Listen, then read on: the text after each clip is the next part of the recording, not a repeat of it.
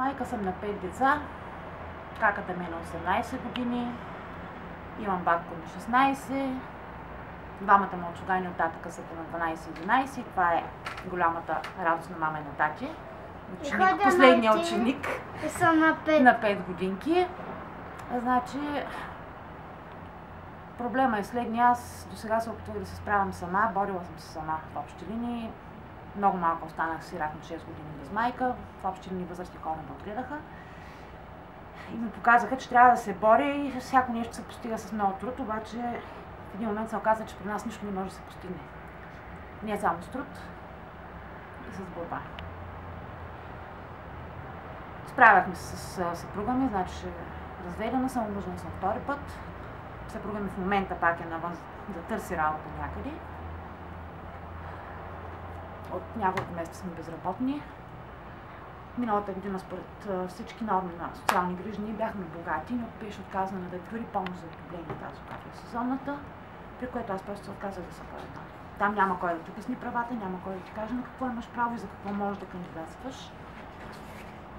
И просто решихме, че трябва да оцеляваме сами. Съпруга ми много трудно може да започне работа, защото всеки един договор в момента, в който бъде подписан, съответно му връща много пари назад, защото е длъжник към банка. Съответно те си изискват плащанията.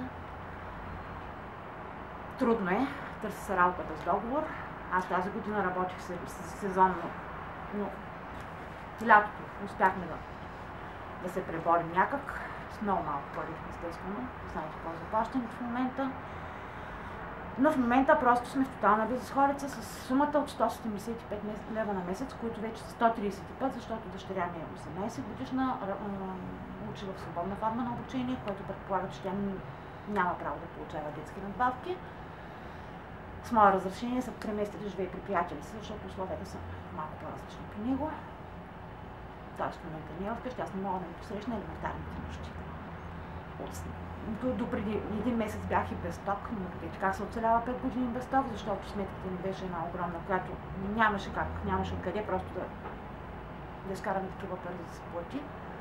Съответно по давност ми беше анулирана сметката, миналия месец се платихме ток, се платихме таксите за включване. В общи линии този човек е израснал в, меко казано, примитивни условия, въпреки че сме правили абсолютно всичко, което можем. Аз си гледам децата. Искате да кажа, че 5 години сте няма ли то? Да. Няма подкрепа да познавам 5 години, те нямат. За първи път детето сега... Просто от никъде нищо, значи ние сме влизаме в стандарта на средната класа, може би така на воля по социални грижи нямаме право на помощ. Никакъв параграф абсолютно няма кой да ми каже, дори да имам право на нещо, няма кой да ми го каже, защото социален работник просто приема молбата за съответната помощ, която сте научили от някъде, евентуално, че може да кандидатствате. Съответно, доходите ви са огромни и се приключва с въпроса. Колко голяма беше заплатата на съпруга ви, когато ви отказаха? Ами, принципно съпругът ми, мен не са ми отказали помощ, отказаха ми не заради дохода, заради това, че той не е на борсата записан като нуждаещ се от работа. Да, това е много изискване. Значи аз също не съм подавала документи на борсата, ходих да проверя, след като приключих сезонната работа, ходих да проверя, но там е някаква абсолютна лудница, това е просто немислимо да стане. Значи отиваш сутринта в 3-4, записваш в един списък, ние с нея бяхме двете, след обяд около 4 часа. Едната отишла в 6 и е приета в 4. Някъде към 4:30 влизат. Началните номера, така, в началото, които са записани на списъка. Това означава аз да загубя 2 дена, да не мога да си погледна децата, къщата, да са там, за да си подам документи, че търся работа. Брат ми беше 3 години и половина на борсата. Така и не му намериха работа, той сам се намери.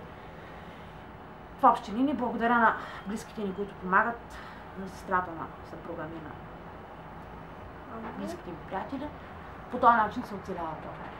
В момента ние сме принудени да оцеляваме с 135 лева на месец. Трябва да се запише на борсата. Това е задължително.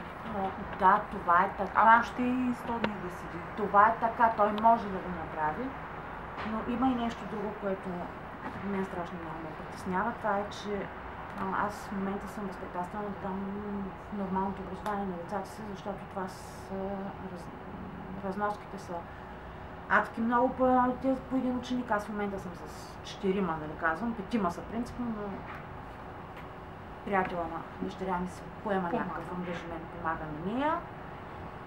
Това са учебни тетрадки, това са помагала, част от които успях да купя по някакъв начин. Не ми се обяснява просто. Много е сложно и страшно. И всъщност в момента децата ни ходят с най-необходимите помагала на училище. За другите просто в момента не мога да отидем.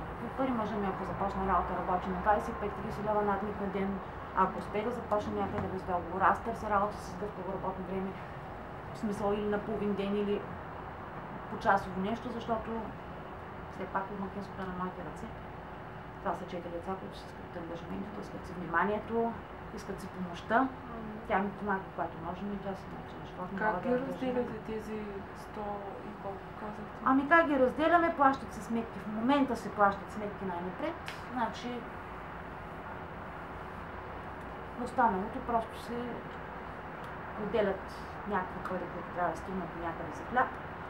И оттам нататък вече каквото можем да си позволим, търсят се ефтини други магазини, търсят се най-ефтиното на пазари, просто има като количество, качеството просто да се говори. Да, въобще не мога да се боря за никакъв стандарт. И това е. Жилището общинско ли? Ние жилището е на свекърва ми, на майката на мъжа ми, на нейно име, тя е инвалид също. В момента сестра му е за битовите условия. Не се налага. Не плащам наем, да, благодаря на късмета си, че не ми се налага да се боря с найеми с квартири. Това е единственото, което ми облегчава всъщност нещата, но това не отпадат сметките, за които са разходите в хода. Само вкладните такси 18 лева, оттам нататък няма за